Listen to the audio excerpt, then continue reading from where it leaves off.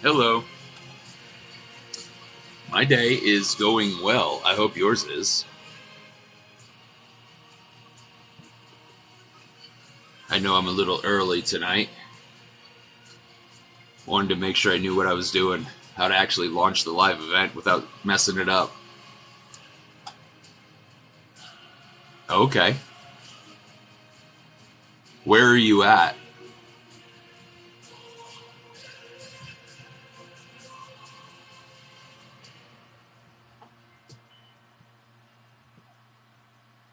Oh, okay.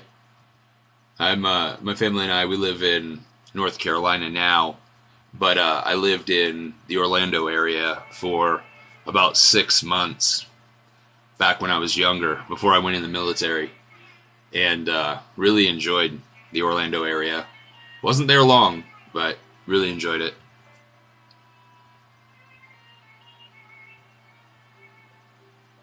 Okay.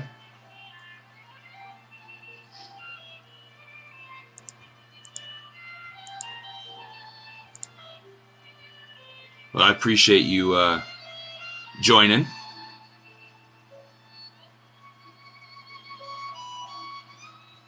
So, for all those other folks that have joined over the last few minutes, I'd love for you to sound off in the comments. Let me know where you're checking in from. All right, we got Sherry from Minnesota. Cool. And I've got some music playing in the background at the moment. Is it too loud for y'all? Does it sound bad? Yeah, so Fort Bragg is a large Army base down in Fayetteville, and I was in the Air Force a long time ago, and Pope Air Force Base used to be connected to Fort Bragg right there in Fayetteville, and that's actually where I was stationed for about 6 years until I got out. So, yep, that's right, Fort Bragg.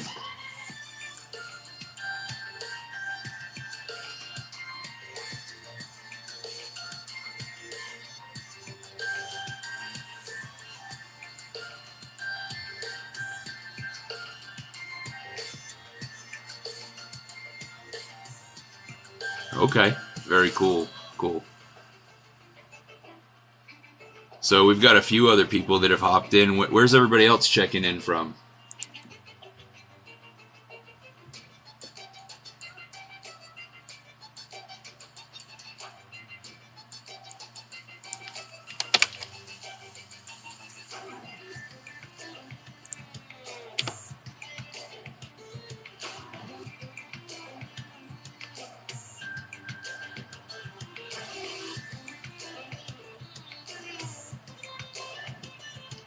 And in a few minutes, I know it's not quite 8 o'clock yet.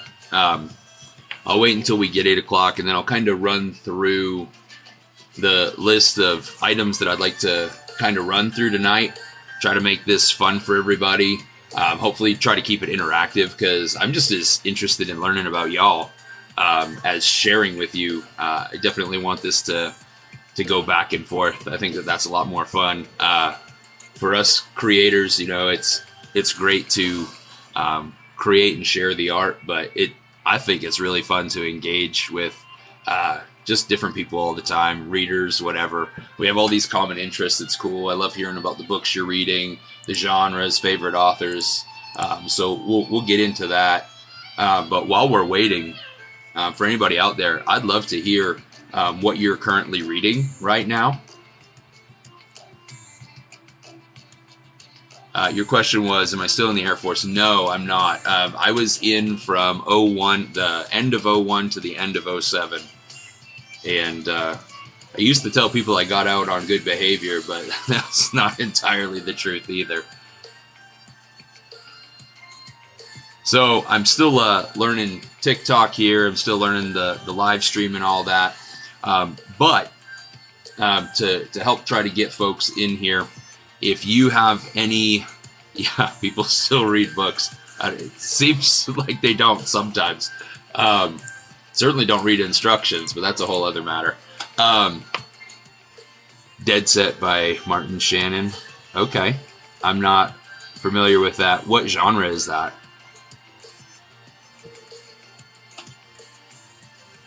totally lost my train of thought, by the way. But that's cool. Oh, what I was going to ask is, for those of you tuning in, if you could help out, I would super appreciate it. You know, I'm fairly new to TikTok, Book Talk, and so, you know, I think my account has grown really quickly in this first week, but I still don't have a large following yet. So if you could do two things, if you're willing to share this live stream, that would help out a lot. But also, if you have anybody that you think would be interested in checking out this stream and kind of hanging out with us, you know, go ahead and tag them in the comments below. I would love that. If you think that there's anybody who's interested in, you know, epic fantasy, high fantasy, dark fantasy, noble bright, maybe even grim dark, there's definitely some crossover there. If you think anybody's interested, I'd love to see those people either tagged. You can do sharing. But yeah, so it is 8 o'clock, and I'm certainly not in any type of rush tonight. But what I'd like to kind of run through tonight, and not really any set order, so please keep the comments and questions coming through. I want tonight to be a live reading, of course, for hitting the 1,000 followers. And I've got, if people are interested, I've got 3 different selections set up to be read from 3 different books tonight. I'd like to share that because y'all have been great. I'm getting great traction on videos already, you know, over 1,000 followers, and it's growing pretty fast. So I just kind of wanted to give back a little bit. So that's really cool. And so some of the other things I'm going to do besides the live reading, definitely want to keep this like a Q&A session. So any questions that people have, certainly send in those questions, and, you know, I'll try to answer those as best as I can. But I also have some other exciting things tonight. So when I first joined TikTok, I had put up a giveaway for actually 3 signed copies of my book, Faith and Fury. Now, Faith and Fury, just a little bit about this, and I'll get into these in a minute. It's the first book in my Demon Hunters trilogy. It's a completed series, and I'm giving away 3 signed paperbacks tonight. We have the winners selected. I'm going to announce that a little bit later in the stream, but I've got 3 lucky winners for that giveaway. That's going to be announced. I'm also going to talk a little bit about genres, books that y'all are reading, books that I'm reading. I'm going to talk a little bit about like authors, inspiration, that sort of thing for me, kind of where I'm coming from with my art, kind of what my books are all about. I have 2 different series. Of course, there's the Demon Hunter series that I already mentioned. And then I also have this series right here, the Beating Back the Darkness series, that is just keeps getting larger and larger. Lots of pages, lots of awesomeness there. I'm going to talk about each of those series a little bit, talk about what I'm currently working on, and a couple questions that I have for the audience, and then I'll get into the readings. So hopefully that's cool. Hopefully that's exciting for everybody else here. And your question, is my wife a writer too? No, actually she is not, and she's not much of a reader either. She has started reading my books and stuff to help be a proofreader and stuff near the tail end, which has been a huge help for me. But she is definitely an artist. So she's done things. So she's a photographer first and foremost, and she's really getting really good at that, really getting skilled in Photoshop and learning lighting and all that. And she's also done some other stuff. She used to do a lot of cake decorations and arts and craftsy type of stuff. So very artistic, just in a different capacity. But cool question. So yeah, so that's kind of what we're going to do here. Let's see what else we've got. And hopefully I made her sound really good, because she might be listening in. I don't know. So, so yeah. So I had asked what folks are reading. I know some people have come in and out as what happens with the live streams. So if you haven't sounded off in the comments yet what you're currently reading, and also what are your favorite genres of books, or do you just read anything? One thing that's pretty cool about Book Talk that I've heard and seen is that I think the phrase that book talkers are kind of omnivorous, that they'll really a lot of them will read all kinds of different genres, and I think that that's really cool. For me personally, my time to read is really limited. A lot of stuff that I'm reading in terms of, I have reading that I do that's, nonfiction. But in terms of fiction reading, I don't have a whole lot of time for that. So I usually keep it within the genre that I'm writing. That's really where my interest is. So it's really my reading is mainly that high epic fantasy. I definitely like the classic fantasy. So, music. Yeah, I can turn that down if that's distracting. So, as far as the music, or as far as the books, sorry, I am actually listening on audiobook. Now, don't hammer me for that, because I know people have strong opinions about audiobooks. But as busy as I am, I definitely have to spend a lot of my enjoyment reading on audiobooks. So I'm listening to Queen of Sorcery right now. That is book number 2 in the Belgariad, and I'm kind of embarrassed to say that I haven't read that already. I should have read that a long time ago. I just finished up Pawn of Prophecy just like a week or two ago, so I'm listening through the Queen of Sorcery, and I'm really enjoying that. That's the Belgariad by David Eddings. It's one of the fantasy classics from a long, long time ago, and my wife's chiming in here. Yeah, she would. She'd definitely probably be outdoing me, not only in popularity but the work itself. But yeah, so David Eddings' classic, The Belgariad, really enjoying that, and I do like the classics among fantasy. Obviously, the Tolkien works. I mean, people who get into my books really can see those influences really strongly there. I really enjoy that, as most do. I also, some of my other influences in writing that I really like, really enjoy, a little bit of contemporaries plus some of the classics. So, I mean, Brandon Sanderson, he's the biggest name in fantasy, has been for quite a while now. Absolutely love the work of his that I've been able to get into, from the Mistborn stuff to the Stormlight Archives. Haven't been able to read anywhere nearly as much as I'd like, and that's just a time thing. But I really enjoy his works. I also enjoy Steven Erikson's works. Now, for those who are maybe not familiar with the Malazan series, it's a gigantic series. We're talking like the size of Wheel of Time or whatever in terms of just page count. It might even be larger, I'm not sure. But it's massive. The books are huge. The scale of the world building and the overall story is gigantic. You're spanning millennia. It is definitely grim dark, which I don't always go into because it's just such a hopeless type of storyline usually. But I really do enjoy just the sheer scope and magnitude of his world building. And I think that there's a lot to learn there, especially how he took his experience, his professional experience outside of writing, and bringing that into how he built the cultures and everything, all of the historical elements that he used, his knowledge and learning, and applied that to developing these really cool and unique cultures that spanned many continents, many worlds, many millennia. And I think that there's just you could do a case study on it from a world building perspective.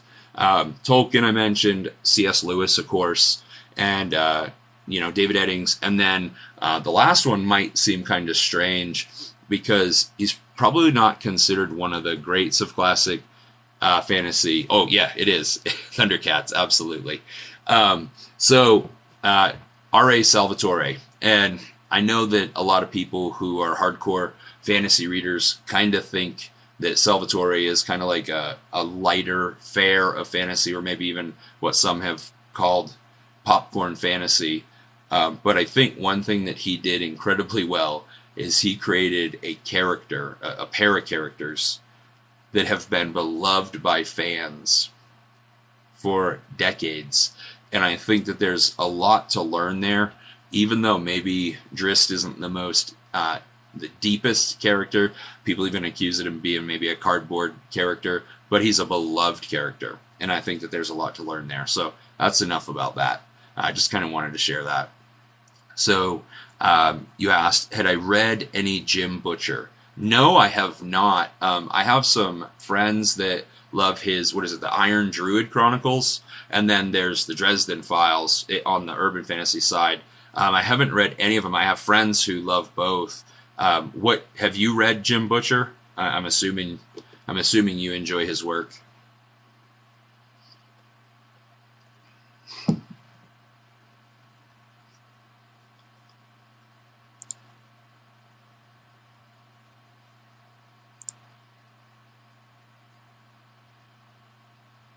I know a lot of people absolutely love the Dresden Files. I don't think that the Iron Druid Chronicles have gotten as much love as the Dresden Files, but I haven't read either yet, so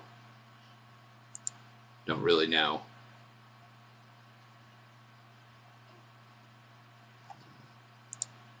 All right.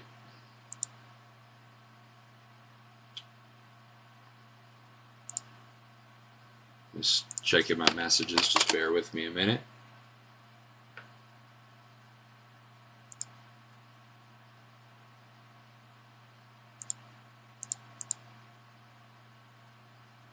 Okay.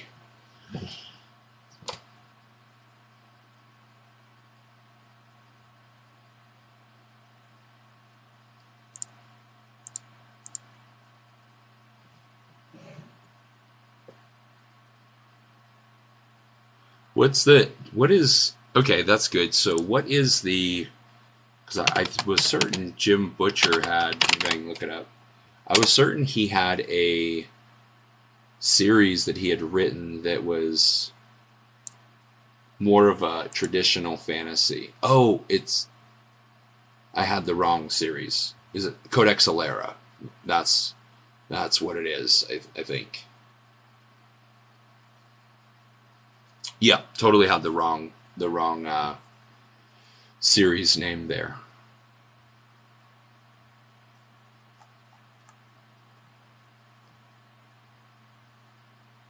But no, do you like Jim Butcher? I've definitely listened to a bunch of podcasts with him on panels and stuff. Some of the ones that he's been on in the past with like Patrick Rothfuss many years ago. I mean, I definitely have loved listening to him talk about the craft and the business.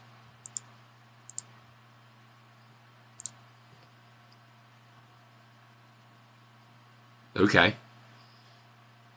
So I have an author buddy, RJ Batla. I don't know if you're familiar with him or not, but he writes epic fantasy as well, and he loves the Dresden Files.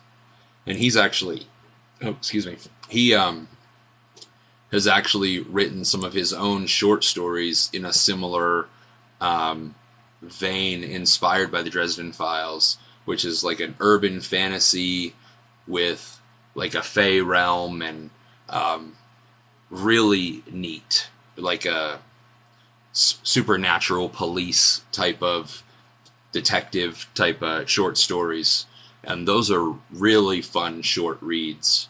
I'm trying to get him to crank some more out because they're really fun.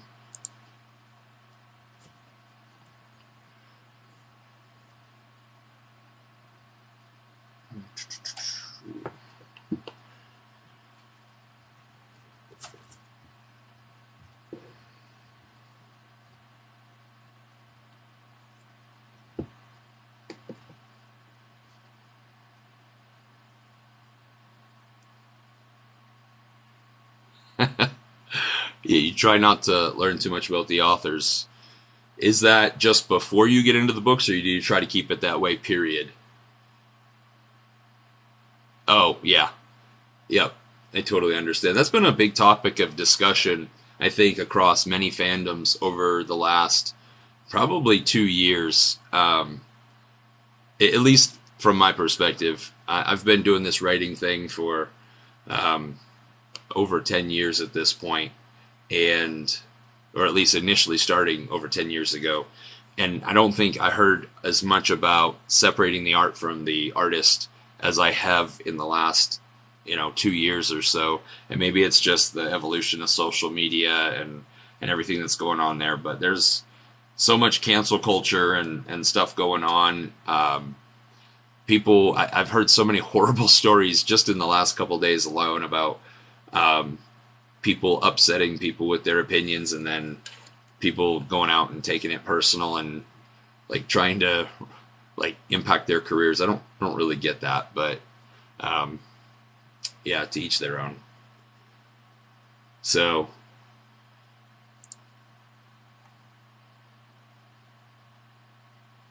let's see. Yeah, so what I'll do is we're a little bit after 8, and so what I'll do is I'll kind of get into this, talk about these 2 series a little bit. And yeah, I completely agree with you. Cancel culture, I don't get it.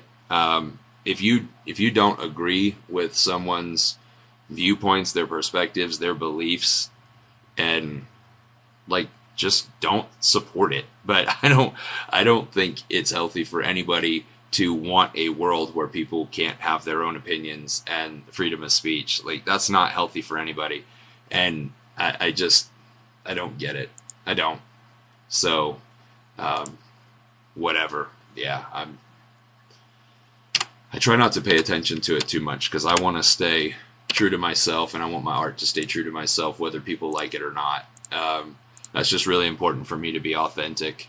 And I realize that there's people who won't enjoy that they'll have different opinions and they'll have different value systems, and that's okay. There's plenty of books that will cater to whatever it is that they're into, but the cancel culture is toxic.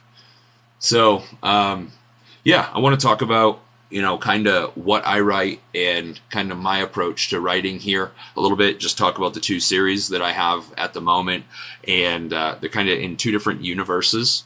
And then we'll get into doing a reading, or 3 maybe. So let's see.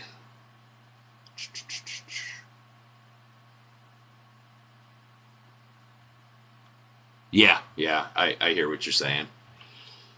So all social media is like that. This one might be more volatile than others, but yeah, I mean, I've definitely had, people, unfollow and all of that stuff over the years, just develop a thick skin. But yeah, I hear what you're saying completely. So my tagline I came up with a few years ago, when people would ask me what I would write.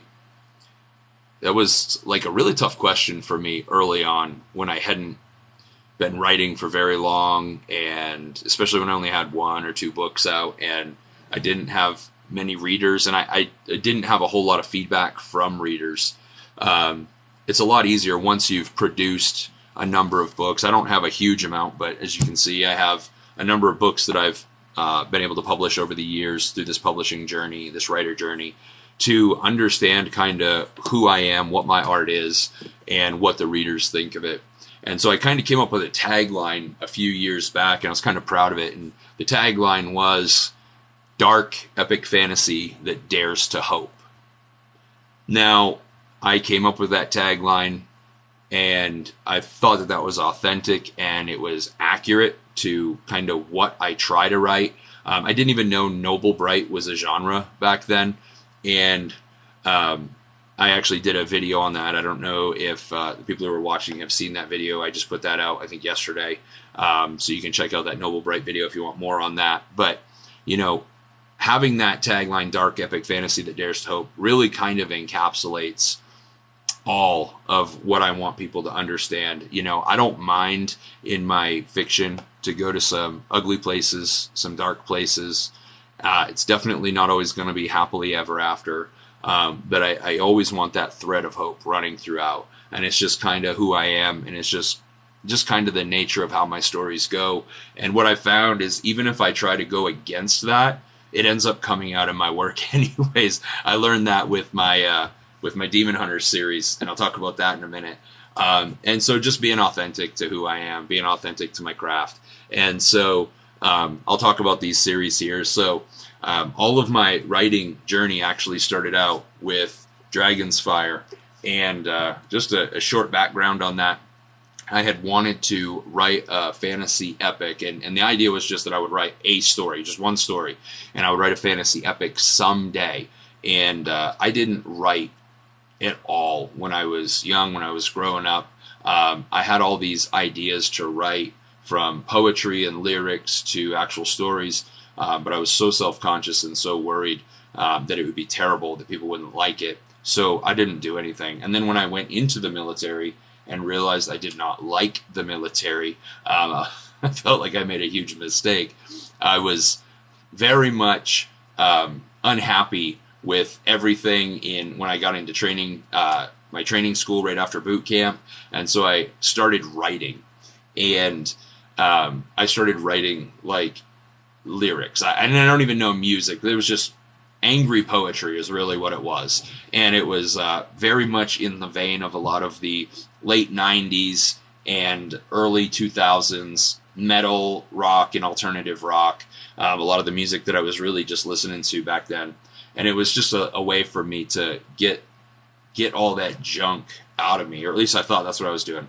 Long story short, I wrote poetry off and on for a handful of years during my time in the service, and I had stopped doing it because I realized that when I gave my life to the Lord, that all the writing that I was doing back then, it wasn't helpful, it wasn't healing, it wasn't even cathartic, it was really just toxic, and I was just full of garbage, just anger and bitterness and rage and all that stuff. So I stopped writing for a while, but the urge never went away. And then finally, when I got this thought in my head that I should go ahead and start writing, I started writing Dragon's Fire, and that was at the end of 2011. And when I first, if I'm going to be completely honest, when I first started writing it, I had no idea where it would go. I had no plan of where it would go. I didn't plot. I completely pantsed the whole thing. And I actually thought, this was my thought at the beginning, well, hey, blogging is a really popular thing. Now people make money blogging. I'll just make a blog where every blog entry is another chapter in this story. And I thought that would work out great. And so I just literally would sit down and write one blog entry at a time. And by the time I got to about 6 chapters, I realized that I actually probably ought to take it seriously. And I abandoned the blog thing and just decided to start working on the draft.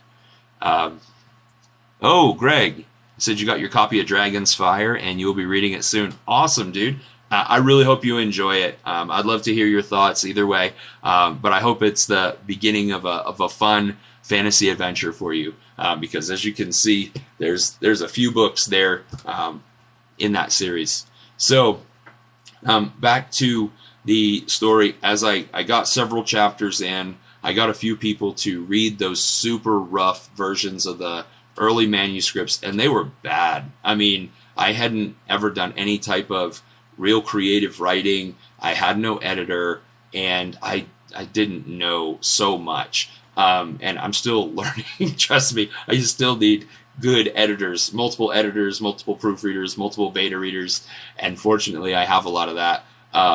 But the content of the story, people really were resonating with, whether it was the blog or people that were family friends or people I met like on Twitter back in the day when Twitter was cool, which it really isn't anymore. But I started getting really good feedback, so I started taking it seriously, and that's when I really buckled down to actually put together a whole story. And even as I was writing Dragon's Fire, if I'm being completely honest, I thought it would be a one-and-done deal. I would write my book, and it would be something on my bucket list I would check off, and oh, hey, I climbed the mountaintop, and it's done. But as I got closer and closer to the end, as you'll see in Dragon's Fire, I realized that there was all these opportunities for other storylines, other arcs, character arcs, story arcs. And so I started, as I got close to the end, I started thinking through what the second book would be in that series. And I had set it up, and this is kind of weird how this works, but I had already set up the plans for the second novel, The Halls of the Fallen King. And so you'll see a little foreshadowing of that here. And so I had started doing a little bit of writing on this as soon as I got Dragon's Fire done. And what I realized is this was going to be a huge book, and it was going to take me maybe a couple years to write it because I wasn't very fast writing back then. What I've realized is I didn't want to go a couple more years before I had another book out.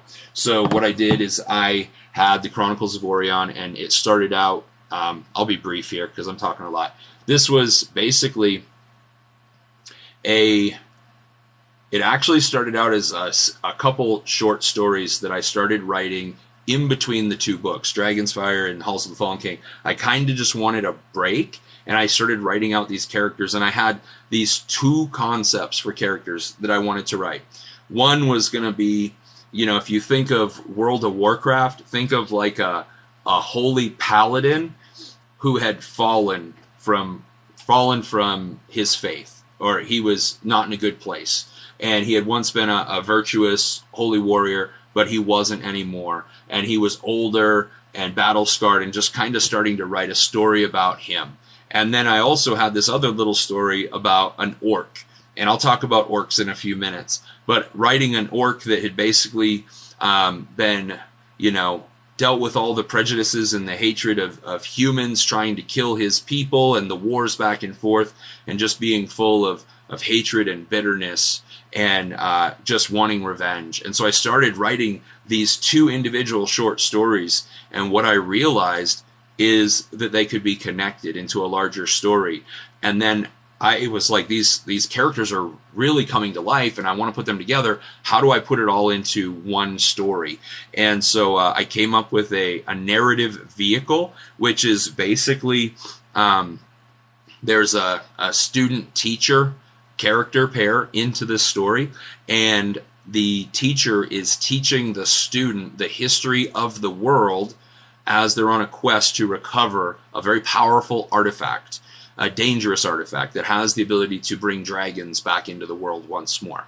And so as the student and the pupil are on the journey to try to recover this long-lost artifact, the teacher is giving him history lessons, and then so the student teacher are dialoguing, and then it goes into the history, and you have similar to like a flashback. So it became this vehicle, an odd vehicle. It's kind of an experiment for weaving all of these short stories together into one narrative, and I did it as an experiment. I had no idea if it would work or if it would completely bomb, and I did this because I wanted to have either a prequel or a book that would serve to fit in between the two books and give more background on the world of Orion that Dragon's Fire is situated in.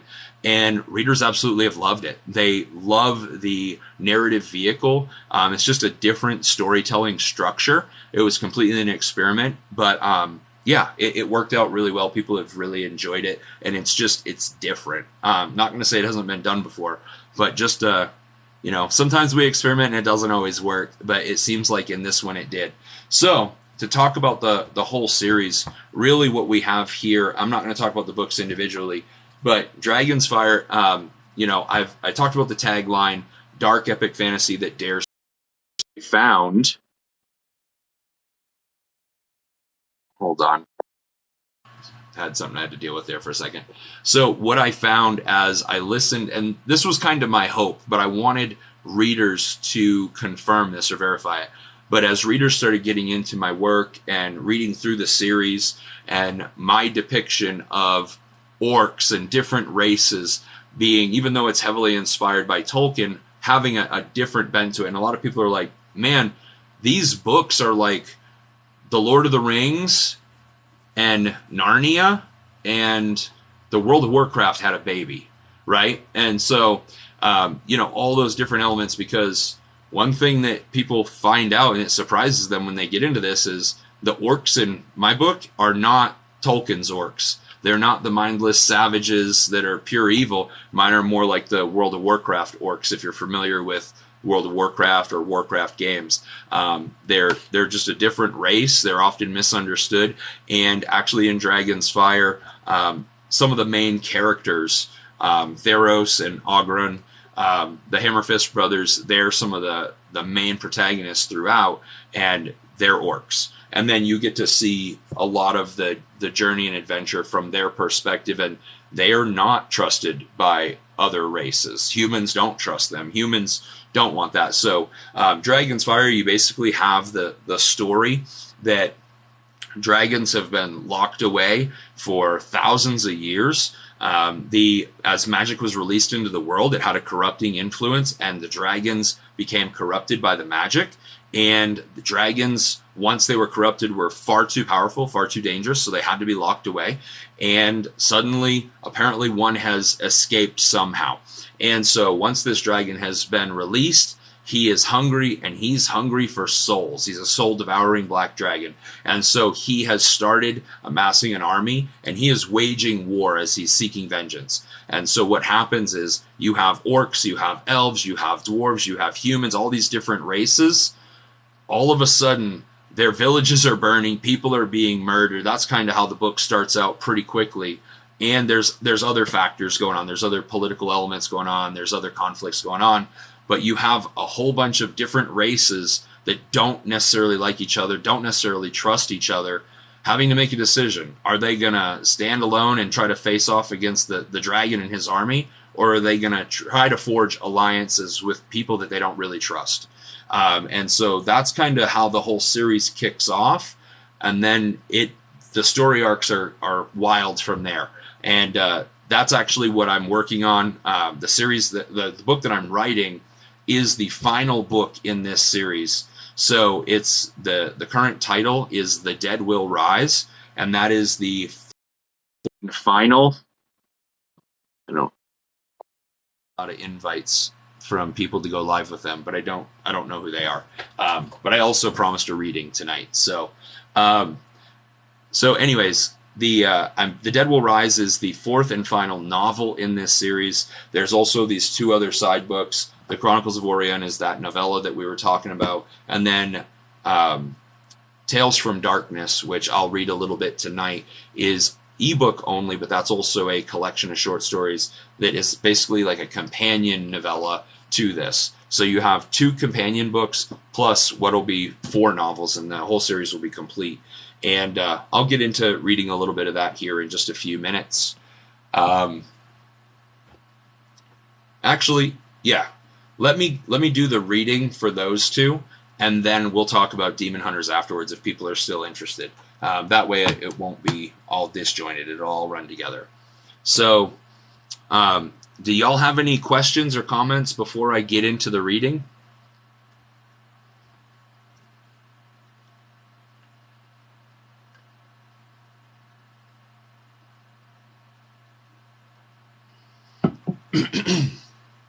Okay, so what I wanted to offer for a reading tonight, and y'all can tell me what you think. So I wanted to do a sample reading of Chapter 1 from Dragon's Fire. It's pretty short, but hopefully y'all enjoy it. And then I would also, I've got a sample reading from Tales from Darkness. Again, that's one of the companion books for this whole series. And Tales from Darkness is a collection, I think, of 10 short stories that are all based in the same world, or worlds, I should say, in the Beating Back the Darkness series. And an interesting little tidbit without any spoilers. So Tales from Darkness introduce 10 new scenarios, 10 new maybe locations, and also characters and storylines. And one of the fun things about that is as the story progresses all the way into the book that I'm currently writing now, the grand finale, those characters, those stories, or those locations all eventually run into the series at some point. So Tales from Darkness seems kind of, when people get to it in the reading order, they're initially like, who are these people? I don't know who these people are. But as they continue reading through the series, they see these people show up again later on. So they have this neat little introduction, almost like a very short, brief origin story. But it's really fun, really quick read. So I have one of the short stories from Tales from Darkness picked out that I'm going to read. And then if people are still interested after we do those 2 readings, and I'll answer any questions, then what I can do is talk about my other series, my Demon Hunters trilogy, which is set in a totally different world. And we can do a reading from Faith and Fury as well if people are interested in that. So I will go ahead and get started. Drink a little more water first. Cool. Chapter 1, Fire on the Mountain. The wind was howling, lashing the Sentry with frigid air. Winter often arrived early this far north, sometimes months early, especially up in the Skyreach Mountains. This was just a part of the life in the King's Guard, so it was nothing the young man was unfamiliar with. In fact, he had it better than most, as his post was on the southern arm of the range, where it is far milder than its northern counterparts. Because of their history, the people of Stormvale had made vigilance and preparedness a way of life. 2 new generations have come since the Great Betrayal changed their way of life, but stories of the horrific deed lived on in dirge and tale. To come of age in Stormvale is to earn a commission in the ranks of the King's army. Many of those commissions are spent filling the roles of sentries, like this one, throughout the Skyreach. The time had come for the sentry to travel down the ridgeline and then climb up to the next snow-capped peak. Neighboring sentries would periodically walk to the post just south of them. The lean sentry pulled his hood down over his head, and he temporarily said goodbye to the smell of the oil-soaked pyre as he set out on his patrol. Snow had not yet started to fall, but the wind was behaving in true winter fashion, rushing down over the southern arm from the north. The wind was a peaceful storm of silence, muffling out the sounds of the rest of the world. He couldn't even hear the crash of the great falls in the distance. Carefully watching his steps, he focused on the rocky, ridgeline path as he descended. He had walked it countless times before, but it was never to be taken lightly, especially with such wind. As he began the short but steep ascent to the next sentry post, he began to chuckle. Old Charlie be sleepin' again, the lazy lot. Huh, I got something for you, Charlie. Slowly sneaking up the back side of the sentry post, he crested the top of the peak. His eyes ran down the slopes into the valley, only to see a horde of dark figures. His heart raced as he turned to wake Charlie from the guardhouse. There rested Charlie, pinned to the outside wall of the sentry post by 4 massive arrows. There he hung, lifeless and covered in his own blood, his bow and arrows on the ground. The young sentry's heart was pounding before he even turned around. First one, and then a second arrow darted past him into the post. Quickly diving to the ground, he avoided the next 2 arrows as they struck the ground and ricocheted past him. He tried to blow his ram's horn to signal the alarm, but the wind refused to cease. His only option was to light the tower beacon, but he quickly realized that lighting this one would do no good if he wasn't there to light the one at his own post. Reacting quickly, the young sentry scrambled to his feet and darted down the ridge away from the southern post, back toward his own watchtower. Arrows continued to whir and whip past him as they missed their mark. At least the wood is good for something, he thought. A rumbling of thunder joined the echoing cries of the wind-struck cliffs. The sound's vibration resonated through his bones as he raced up the trail, but it only grew louder. Looking behind him, terror filled his heart as he realized it was not thunder at all.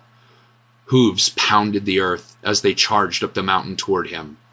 He did not have time to count or identify his pursuers. He must reach the tower and light the beacon. Just as he started the final ascent up the ridge, his right leg burst into agony, and he crashed to the ground. Blood was spurting from the wound where the arrow pierced him. Attempting to get up, he only stumbled. The thunder was drawing closer. It was his last chance. After pulling a signal arrow from his quiver, he quickly lit it with his flint. He knocked the flaming arrow upon the bow's string. Aiming it for the top of his sentry tower, he drew back the string. His pursuers raced toward him with their bows drawn. It was then, with a grunt, that a flurry of arrows was loosed. As the sinews of their bows snapped, the large arrows were hurled toward the scout. Slipping his 2 fingers off the string, the sentry fired the flaming signal arrow as his body violently absorbed the impact of the 3 arrows. Impaled, Gasping for breath as blood poured from his mouth, he watched as his sentry tower became a flaming pyre. His job was done. All right, that's the end of chapter 1.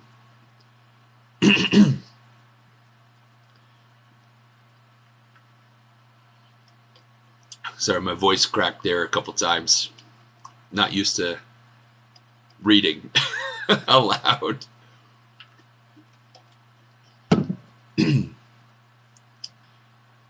So, yeah, I wrote that. That was the very first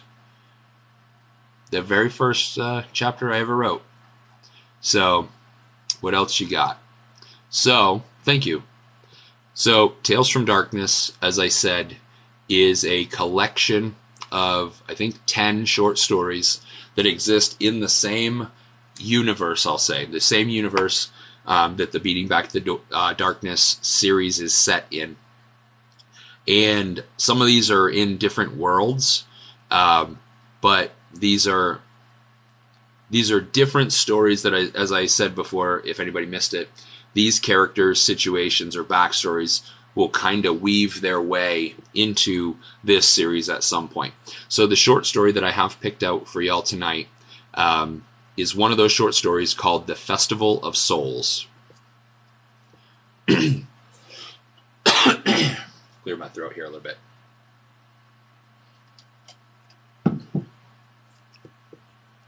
Festival of Souls. It was the annual celebration of the Gatekeeper. Legends told of the mischievous and beloved gatekeeper Cardus. He was believed to offer mortals passage through the crystal gates into the afterlife, free from their gods' judgments. For a price, of course. It was called a spring festival, but spring was a misnomer in the chilling northlands of Unberheim. Neither wind, snow, nor sleet would stop the peoples of Unberheim on this day. They would brave the elements and superstitions to defiantly spit in the 7 faces of their god. But Granikin was an angry god whose servants were well employed. The storm assailed Braneth. He pulled his wide-brimmed leather hat down lower and drew his long coat around himself as the stinging raindrops pelted him. Water ran off the wide brim of his hat in rivulets. His eyes fondled the scene below, his dark features contorted as he flashed a menacing grin at the many citizens who were lost in the revelry below. The people all wore the bright red mask of Cardus. The masks were sometimes made of plaster, sometimes of carved wood, but they were always painted cherry red, with white painted around the eyes and the grinning mouth. The masked citizens drank and cavorted with brazen defiance, knowing full well that a jealous god stared down on them. Their faith in the unseen was admirable and deadly.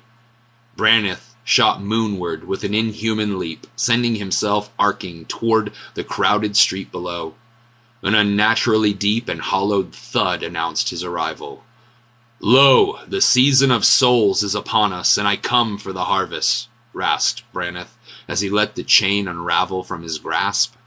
The chain links clanked against each other as they fell to the frosted cobbles below his feet.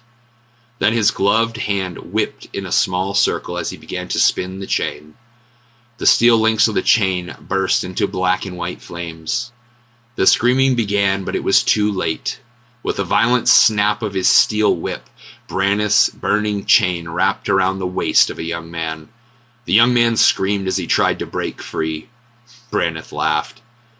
There was an inaudible detonation of power as palpable waves of power began to pulse outward from the harvester.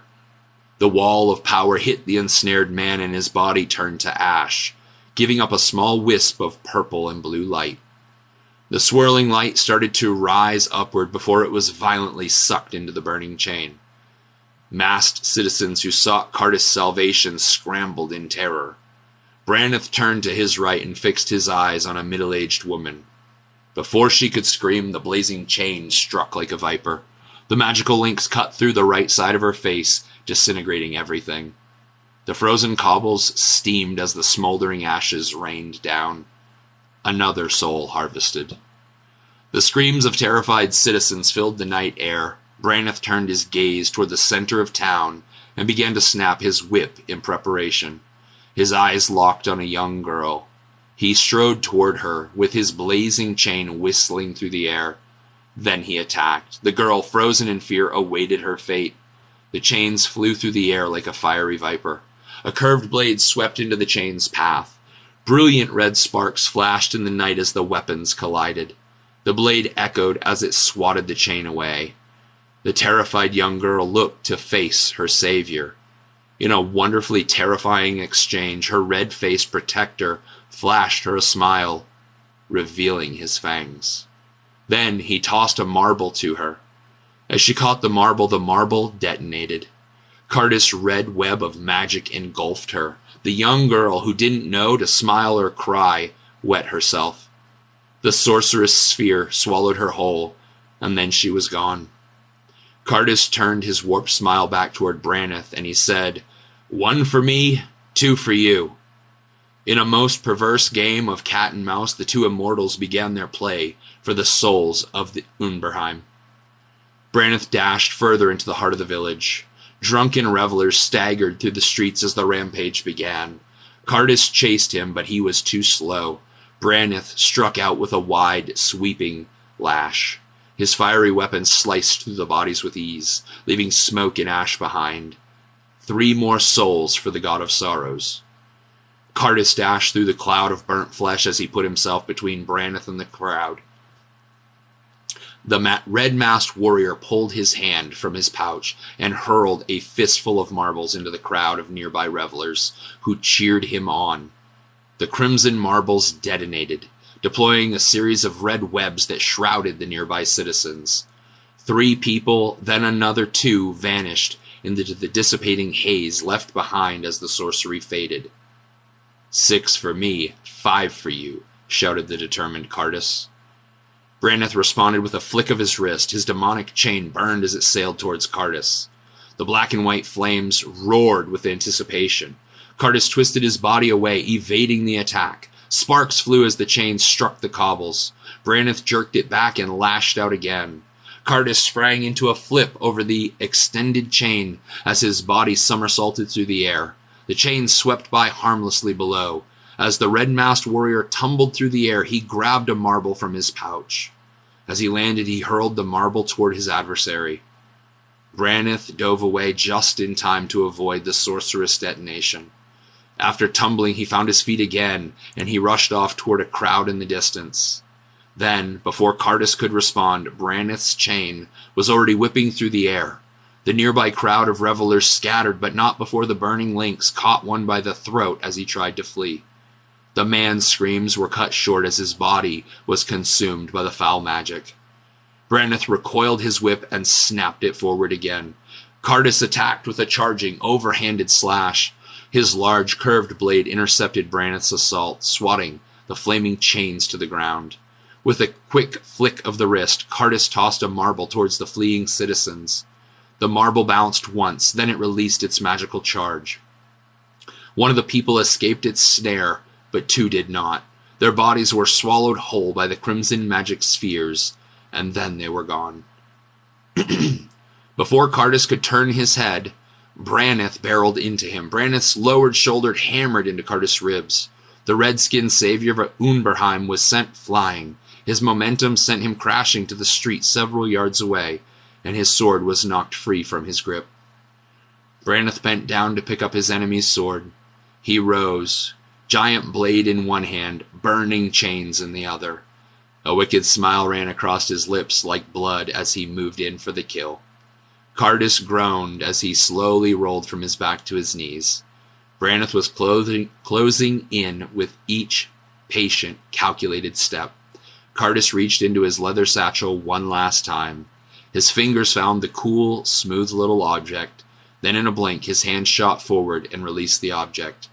The marble landed with a bounce, just a few feet ahead of Branneth. Raising his arm, he attempted to shield his eyes from the coming blast. The silver marble detonated. Red cords of magical energy arced outward in every direction. Branneth found himself inside the familiar web-like dome. He knew better than trying to escape. He simply offered up a smile and cracked his whip.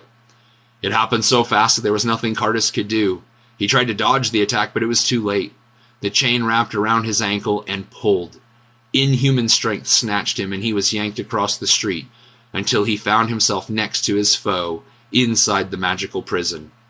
Branneth let his chains go slack, and they fell away from Cardus. Branneth extended the sword, handle first, back to Cardus. 8 for me, 6 for you, said Cardus with a grin before taking his sword. With a tip of his cap, Branneth said, "This round belongs to you." The prison around them exploded with angry red light as the spell's magic detonated. The wet, terror-filled streets of Unberheim faded from view as a darkened void swallowed them. The two immortals hung, suspended in the midst of a shadowy dimension. 14 souls, the purple and blue wisps that they'd seen released from each dying human, slowly drifted around them as they rose together, higher into the void. A giant stone throne atop a great stair slowly came into view. Branneth and Cardus both took deep breaths as their weightless bodies floated up the stair. "Done so soon?" asked a gravelly voice. "Yes, Lord Granikin," they replied. As they drifted closer to the throne, Granikin's disfigured form came into view. His disproportionate body was much larger on his right side and withered away on his left. His green-tinged skin was covered with pockmarks and massive pus-filled boils. Mangled, spiny bone protrusions, which hardly resembled the wings they once were, jutted from just beneath the thing's hunched back. Ragged, wet hair hung down one side of the thing's hideous face. Multiple, misplaced eyes and ears and malformed mouth gave the monstrosity a truly frightening visage, the one that had earned him the title of the Seven-Faced God. The grotesque god leaned forward and met Branneth and Cardus with multiple blinking, twitching eyes. "Why have you finished so soon?" "An unlucky trap placement managed to snare us both," replied Branneth. Cardus replied, "The trap was placed well enough. It was your effective counter that leveled the playing field." Branneth tipped his cap as he accepted the compliment. Granikin wheezed, then broke into a coughing fit. His disfigured form shook violently. Once he recovered, he took a deep breath and asked, "Only 14 souls?" "Yes, master," they replied. "What of the survivors? Were they terrified?" he asked, suppressing another coughing fit. "Truly," said Cardus, "their fear of you makes them cry out for my mercy. The irony is sweet." Granikin blinked uncontrollably. "The fear is even sweeter. It suppresses them, robs them of hope. It allows us to maintain our control." Branneth asked, "Do you have no concern for their blasphemies and rebellion?" Granikin chortled. "It's all part of the plan. Dark Lord Tassadur will be pleased." "Very well, master," replied Branneth. Cardus said, "We've got work to do, so we'll be off now." Granikin coughed, then asked, "Where to next?" "Thedrata." "Where's that?" "It's a city in the Betasan Desert," answered Cardus.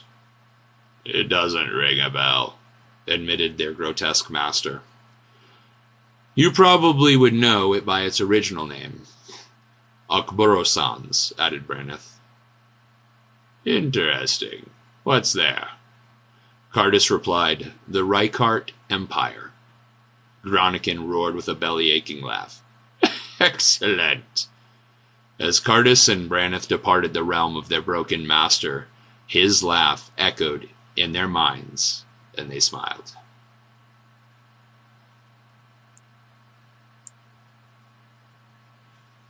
So, I'm probably way behind on comments here. And I'm not a voice actor, so sorry about that. Okay, he said he can't wait to read Dragon's Fire now. I think it might be my next read. Cool, Greg. Like I said, I really do hope you enjoy it. You know, that's why we do this thing. Hopefully you you find it to your liking. And then the next question was, does your book have any wares? So good question. So in Tales from Darkness, there is actually a story. It was one of the stories I considered reading tonight. I didn't because it was just too long for the live reading. But there is a story with basically, how do I say this? I don't want to give any spoilers away, but there is a people, like a Viking-esque people in this one region of the world, and they are bear worshippers. They have different clans, different tribes, but they're bear worshippers. Some of the people among them have the ability to transform into bears, so werebears. So that is something that is seen in one of the stories in Tales from Darkness. And actually, so as I'm writing the final book in this series, The Dead Will Rise, I've actually, over the past week, I've been writing a few chapters. I don't want to give spoilers away, but basically there's all of these people that have this, that worship this bear god or whatever. All of these clans are uniting under one banner. I won't say why, but they're all uniting under one banner, and they're basically going back to, raiding and pillaging in, again, a Viking-esque type of idea. And so those people they're like a barbaric Viking-esque people. Some of them have, it's not common, but some of them have the ability to shapeshift into bears. They're actually trying to raid and pillage this Northlands area that is primarily inhabited by dwarves. So I've got several chapters that I've been writing over the past week, which is basically a siege of a dwarven village, where it's shapeshifters and these werebears and these Viking type peoples, and the dwarves trying to not be murdered, basically. So that's all going to be, there's going to be a good amount of that in the in the final book, The Dead Will Rise. I'm trying to think. There are also some, maybe there's actually a few variations of what you might call shifters. There's another story in Tales from Darkness where there's something that's similar to a shifter. And then there are also in this book, this is the third novel in the series, and this is a proof copy, so it has that silly bar across it. But in Keepers of the Flame, this is the third novel in the series, which is the latest book in that series until I get the final book done. There are anthropomorphic, I don't know if I said that right, but basically there's like cat people in a world there, and they play a pretty prominent role. So that's kind of what we've got there. So I clearly need to drink more water.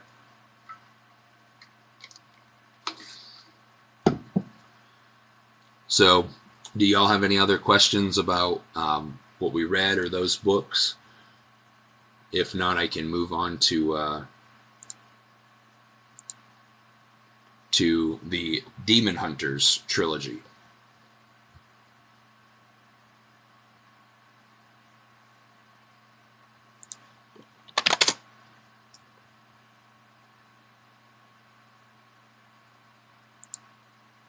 Just checking my messages here.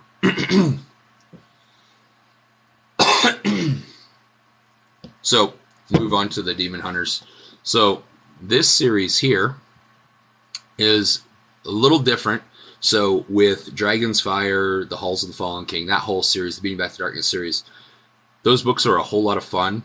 And these massive story arcs, massive character arcs that are really fun, and there's a whole lot that you can do with them.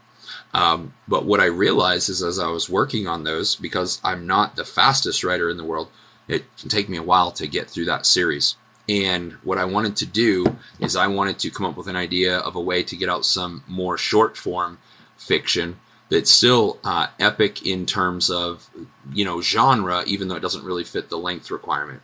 And some of this was kind of based on, some of it was kind of inspired to some degree by like the Dragonlance, and Forgotten Realms books.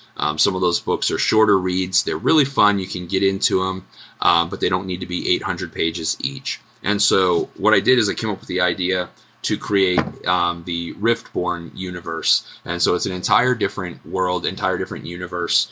And the idea is that the universe and the world is big enough that there can be many, many different sets of characters, many different sets of stories that can exist within that. And I actually have plans to work with other authors in the future in this universe, a la what you have with like Warhammer books and Forgotten Realms books and Dragonlance books. So when I started out, I started with the first trilogy, which is the Demon Hunters trilogy. And what we have is the story of Vasine, and she is what we call a Rift Warden, and she's also a Lightborn. And so what you have in this world is you have the mortal realm is sandwiched between the heavens and the hells, and there are different events that can happen. Ooh, almost dropped them. There's certain events that can be set off that can happen that basically think of like a nuclear explosion or something like that, but magical, where if people are in the blast radius is one way that people can inherit magical powers and abilities. So the average people do not have them typically, unless there's some special circumstances, but there are people that can either become Lightborn or Hellborn, or at least that's the premise. That's a widely held belief. And so Vasine came from a wealthy family, and her destiny was believed by her family that she would be a warden, and that she would be a Lightborn. And Renlar is a sellsword. He's a mercenary that is by the world as considered a Hellborn. So there's a belief held in the world that some people, when these detonations happen, that they are either Lightborn or they're Hellborn, either good or evil, essentially, with their powers. And so she is fresh out of Warden Academy or Warden School, right? So it's not a wizard school type of book. It's past that. She's young, but she's fresh out, and she has a fellow warden that was on a mission, and that warden has turned up missing, and she has been assigned the job to go and track down his whereabouts and the team of other people that were with him on his mission. And so I'll read the first chapter without spoiling it, but what she finds out is that she's going to need a little bit of help, and that's where Renlar the Black Blade comes into play. And this is definitely a series that, although they're smaller books, it's a lot of action, a lot of magic, adventure-y, very much like a questing feel to it. And then this also does have a little bit of romance. I don't want to call it romance novels, but there's definitely a little bit of that strangers or enemies to lovers kind of feel to it without that being the focus. So there's a little hint of that there. But I mean, it's all about the action. It's all about slaying demons, and it's all about killing the big bads. So without any further ado, I will read the first chapter of Faith and Fury, if that interests y'all. Give you a little taste of that.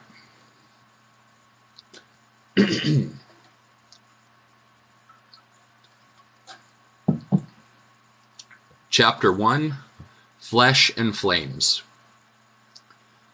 Smoke rose from the gloomy village up ahead of Vasine Ledru. The holy warrior pushed her weary horse into the village's growing shadow. The young woman's rugged armor bounced with every step her horse made. Fading sunlight painted warmth upon her beautiful, pale face. Her long blonde hair was pulled back into a tight tail, her bright scanned the scene before her. Ancient, moss-covered buildings loomed ahead. They looked like time had forgotten them. Cawing crows and the gentle rush of the wind were the only sounds that escaped the village of Dunmarrow. She stared at the thatched roofs that would attempt to protect the dwellings from the night's coming storm. Why is it so quiet? Wondered Vasine. As she reached the first row of houses, her horse stomped and snorted in protest and tried to pull back. Vasine couldn't deny it. This place unnerved her too. The shadowy alleys ahead of her triggered dark images in her mind. Lightning flashed, then cracked and peeled in the distance. Fear grasped her chest, sending chilling fingers down her neck, forcing the breath from her lungs. Basine shuddered and struggled to calm her breathing as the cold gusts of storm winds blew through the town. Her horse shifted nervously in continued protest. "Get a hold of yourself, Basine," she said in a hope that the reprimand might give her courage. Her left hand stroked the uneasy mare's neck. Her right hand squeezed the grip as she drew her broadsword from its gilded scabbard. The regal double-edged sword shook in her trembling grip. "Whoa there, easy girl. You've got to find Warden Massoc's company. They were last seen in this region. We've got to be close. Let's finish the job." "Finish the mission," echoed in her mind, giving Basine the determination to move forward. The mare's ears stayed perked, flickering back and forth. She continued to shift about nervously until Basine urged her into the alley. Ellie whinnied but obeyed her master. The two rode ahead toward the center of the seemingly abandoned village at a cautious pace. The wind picked up as the late autumn storm pressed closer. Clack! Wooden shutters slammed against the side of a nearby cottage as the wind caught it. Basine's heart raced in her chest. Bang! The brilliant flash of nearby lightning lit up the sky as the thunder reverberated across the rolling countryside. Basine gasped loudly. Ellie neighed and bolted down the alleyway. Basine was thrown back in her saddle but held fast to the reins, her sword arm flailing backward and her blue cape trailing behind. Ellie raced down the last stretch of the corridor and leapt over a broke-down cart to break free of the alley. She burst into the village square before finally coming to a halt. Basine steadied herself atop the frightened mare only to be rocked by the haunting scene around her. Bodies filled the village square. Hundreds of freshly mutilated corpses lay scattered about in every direction. Men, women, children, some with clothes, some without, lay scattered and lifeless. Limbs and bodies formed disgusting heaps, giving the scene a wicked sense of chaotic organization. Half a dozen iron cages hung like dead men in the gallows, their contents burned beyond recognition. The remnants of the fire slowly burned their way through the mound of dead clergy. The fire devoured holy garments and flesh alike without prejudice, and the tainted black smoke rolled across the square. As a rift warden, Basine had been trained to stand as a gatekeeper of the mortal realm of Khura'in. She'd spent years training for the day that she'd finally take up her place on the battlefield against the hordes of hell, the day that she'd finally spill demons' blood on the field of battle, but it did nothing to prepare her for the scene before her. Disbelief and nausea hit her in waves. They were butchered. She might have been the top student in the temple, but she'd never experienced a real battle yet. She'd seen her fair share of them in their bloody aftermaths, but this was different. The gruesome manner of mutilation to the bodies was horrific. Flesh flayed open, organs spilled, extremities mangled, or in some cases simply hacked off. Bodies burned beyond recognition. "Why?" she asked, knowing there would be no reply. Ellie snorted and stomped about. Out of the corner of her eye, Basine saw something move. She twisted in her saddle to the right. There she watched an old man try to drag his mangled body from an alley. Basine dismounted as the man pulled himself fully into view. His broken and bleeding legs left streaks of blood in their wake. Rivulets of blood ran down the man's sides. Basine sheathed her sword and started toward him. The old man looked up at her, and with terror in his eyes, he cried, "Don't! It's too late!" She rushed toward him. As she drew close, he screamed in agony. The wounds on his back, as she could see now, were demonic runes carved into his flesh, and they were glowing like a blazing branding iron just pulled from the fire. His torn flesh sizzled and burned as the activated runes surged with demonic magic. "Oh no, it's happening," cried Basine. She drew her sword and reached for her shield, but realized it was back on her horse. The old man screamed again as a massive rift of swirling red smoke and blazing light began to form next to him. In just seconds, the demonic gateway took form. The paths between the realms of Khura'in and the Nine Hells had been forged. The silhouette of a gigantic figure took shape in the red void. Vasine mustered all of her courage and prepared her sword for battle. As the figure drew near, the 9 ornate runes carved into the blade's fuller glowed with yellow light. "This is what you've trained for," she reminded herself. The old man screamed. A massive clawed fist came crashing through the portal, silencing the old man once and for all. His mutilated body was destroyed under the demon's crushing weight. It continued forward until its massive form was completely clear of the rift. Vasine's courage faltered, and she stumbled backward at the sight of it. Powerful arms with clawed hands pulled the corpulent, tan, slug-like body along the ground. A hideous face with dozens of eyes stared back at her. Its eyes blinked asynchronously as its maw opened, revealing rows with hundreds of tiny barbed teeth and a serpentine tongue. Rising above its head, Vasine could see the tips of the many spines that undoubtedly covered the demon's back. "Vorthor, a proliferator demon," she said as she stared at the monstrosity. "That I am, human. But wouldn't you like to know my name?" it hissed. "Sure, it'll be perfect for your headstone." "Humans. Always in such a rush to meet death. Absolutely delightful," rasped the demon with a wicked grin. "My name is Sizralak." Vasine held her battle stance, her sword poised to strike. "What do you want, demon?" "To take back what has been stolen," roared the demon. What could have possibly been stolen from demons? "Freedom," the demon roared as it charged her. Vasine had trained against live demons in her warden training at the Cathari temple. Those demons were held in captivity, though, bound by Cathari magic. This time, she was on her own. Vasine was no ordinary warrior, though. She was a rift warden, and they were some of the most highly trained warriors on the entire continent of Durgast. She was also light-born. Fate had chosen her, infusing her with the power of the heavens. Vasine tapped into her will and called upon the holy power within her as the demon charged. She launched a phase strike. Sizralak crashed right through the illusion of the female warden. Vasine was a storm of golden lightning, rapidly striking her target from several different angles, only to leave a mirage at each point. The demon laughed. "Ha ha ha, a riftborn. Even with that power running through your blood, you cannot defeat me, child." The demon spun on her and lashed out with his clawed hands. She phased away in the nick of time, his claws harmlessly slipping through another illusion. She launched her phasing strike again, but her sword failed to find any purchase. Foolish mortal. Not even an Ashtoril rune blade can cut through this hide when in the hands of a stupid child. The demon turned about, slower than before, and looked around until it found her, its breaths becoming labored and its movements slower.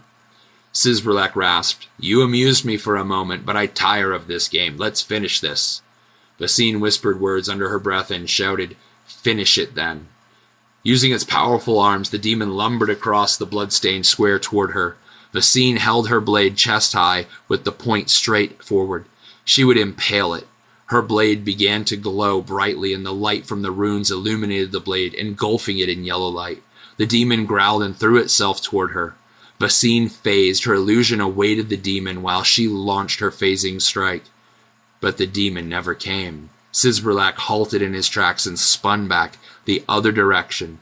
She struck the demon from the left and the right and then slammed right into the demon's grasp. He squeezed her armored body in his massive clutches. Vasine screamed as she hacked at the demon. "Such a fine weapon, useless in the hands of the ignorant," said the demon before raising her up and slamming her into the ground again and again. A layer of corpses broke her fall, eliciting the sick wet thud of the bodies being crushed. The Vorthor demon opened its maw to devour Vasine. Shaken and panicking, Vasine threw a magical shield around herself. A small dome of pale yellow light surrounded her right as the demon's fangs bore down. Sizralak slammed down upon the shield, but couldn't break through. He snarled and gnashed his teeth and tore at it with all of his might, but the barrier held. Vasine tried to phase out to escape the demon, but her phasing didn't allow her to pass her own barrier. "Ha ha ha ha! Stupid Riftborn child doesn't even understand her own powers," mocked the demon. "How long must I wait to eat you?" "This shield holds for days," Vasine snapped. I highly doubt that, but I've not the patience to test you on it. There are other matters demanding my time and energy, but know this, O mighty Rift Warden, keeper of the gates, you failed. In every possible way, you failed. The gate was opened, I came through, and you could not stop me. Now I am leaving with barely a scratch. Even with an Ashtoral rune blade, you failed. Remember that. The Vorthar demon chortled as it backed away from her. It turned, grabbed a naked corpse, and swallowed it whole. Basine fought to maintain command of her will, but exhaustion was setting in rapidly. She tried to keep her eyes open and her wits about her. Her vision swam, but she could see well enough to watch the demon swallow 10 or more corpses. Sizralak's corpulent body stretched and contorted to hold the new contents. The demon crawled away from the village and out of sight. Basine's vision grew cloudy. She cried out, "Light, protect me." The last of the power surged out of her and into her shield. Basine fell back onto the pile of corpses as her world faded to black.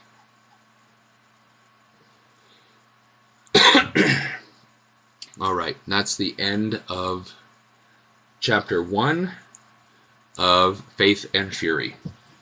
And again, if anybody came in late, that's book 1 of the Demon Hunters trilogy. So that's all the reading I have for y'all tonight. Hopefully those 3 readings were entertaining at least. And that's all I have for the readings tonight. Thanks, Greg. Yeah, so I guess, I've been on here for over an hour now, and I'd love to answer any questions, and I also do have some winners to announce here at the end. But what do you guys and gals have? Any questions, any comments before we wrap this up?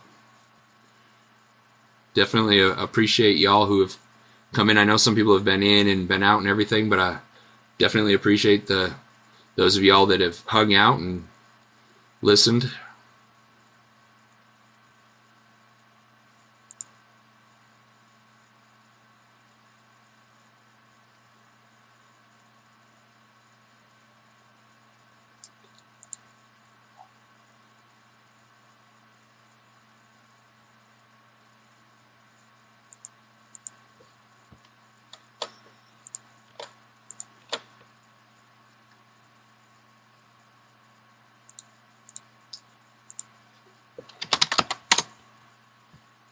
I'll announce those winners here in just a moment.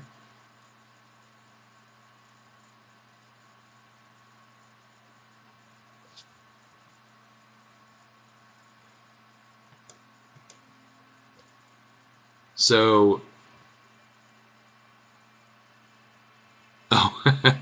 yeah, so I'll get to you first, Greg. Are all the books in paperback form? So, almost all of them.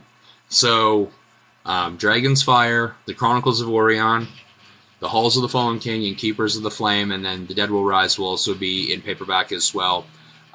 Tales from Darkness is in its ebook only, and basically what I found, the reason I did that is in order to have books that fit the same size. When I initially started, these were 6x9s printed, and so I did the Chronicles as 6x9 as well, but Chronicles is so short that unless I used huge font, it just printed very thin, which made it kind of awkward. But what I also found was that the majority of readers for Chronicles were reading ebooks anyways. So I ended up not doing Tales from Darkness as a paperback at this time. I could do it in the future, but there hasn't been a demand for it. It's mainly ebook. So Tales from Darkness is ebook only, and then, of course, the Demon Hunters are paperback, and then there is, for people who go to my website, for people who are interested in being on my mailing list, for people who sign up for that, I give them a free book. I actually get 2 free books. One is Faded Bonds, and what that is, it's just a pair of short stories, very unique short stories, that are not set in any of these worlds. They're just 2 independent short stories. That's free. That's an ebook. And then also for people that go through the newsletter sign up, they actually also get an opportunity to get this for free with a sign up through that process as well. I think on the 2nd or 3rd email through that sequence. So you have Tales from Darkness is ebook only. Faded Bonds is ebook only. And then there's actually another story that I was paid to write for Knights of the Northwest Publishing. If anybody is familiar with Dragon Band and that universe, I was hired by them to write a short story in their universe, and that is called Flames of Righteousness. And that is a very much classic D&D inspired story. Good versus evil. It's like a paladin fighting undead story. It's really short, but that story is available from Dragon Band or from Knights of the Northwest Publishing, and that is available in ebook, and it's actually available in audiobook. So they do not have that in print again because it's a very short story. But if you like classic D&D, it very much has that feel to it. So you can find that on Amazon through Knights of the Northwest. So, but yeah, everything else is in paperback as well as ebook. No audiobooks from me directly yet. I'll get there eventually. And Elena, you said you should tell them that even though, yeah, so my wife is definitely not a fantasy reader, but she was a huge help for me going through this series, provided a lot of good feedback, and also it was important for me to have a really good sounding board because the main character, there's 2 main characters, but the primary protagonist is a female. I wanted to make sure that I did the female character justice, right? I know a lot of people complain about men writing female characters, and so that was really important for me to have her perspective on that, and she did a great job with a lot of the, after all the editing and everything, a lot of proofreading and stuff to help me get a better product out there. So, and she enjoyed it, and she doesn't like fantasy, so thought that was cool. All right, well, I'm going to get ready to wrap up here unless there's any last questions. So I do want to announce the 3 winners, and those are going to be a signed paperback copy of Faith and Fury for 3 lucky winners. And so those winners are, and I might mess these names up, but I will be reaching out to these people individually. But I have Lady Gabby Bachnight, or maybe it's Booknight, it's just spelled funny. I have Jackie W 2919, and I have Mama Bear Coffee and Books. So those are the 3 winners that we have for the video giveaway that I had put together, and I will be reaching out to them. But if you know them, let them know. That's cool. And if I can figure out how to put comments in here, I'll probably even tag them in it. So that's it, and then I'll announce the winner of the Flames of Righteousness giveaway probably later this next week. So that's all I have. I appreciate everybody's time and attention tonight. Hopefully this was fun for y'all. I enjoyed doing it. If we do some more of these live sessions in the future, what are the things that y'all would like to see? Yeah, my pleasure, Greg.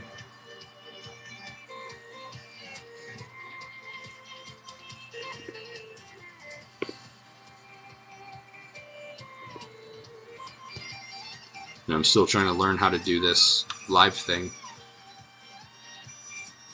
Okay. Well, I'm going to say goodnight to y'all and go get my kids to bed. All right. Well, I appreciate everybody so much. Hopefully you enjoyed this, and I'll try to do these more regularly. And I also would like to have some other authors come on and have some conversations with other authors in the future. But if y'all know things that you want to see on these discussions,